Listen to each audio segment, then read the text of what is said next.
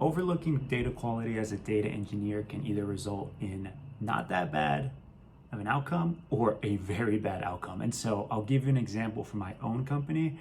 We had a database more or less of how our ads were performing, and because of a data quality issue, we somehow got duplicates of a bunch of leads in a certain ad set, and our business owners, right, thought, hey, let's ramp up the spend on this ad.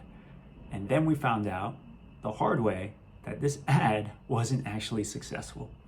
And so that's an example of us spending a lot of money on the wrong ad because of bad data quality. Now, the right way to fix that is to make sure we deduplicate the fact that this lead or those leads were getting duplicated in the first place.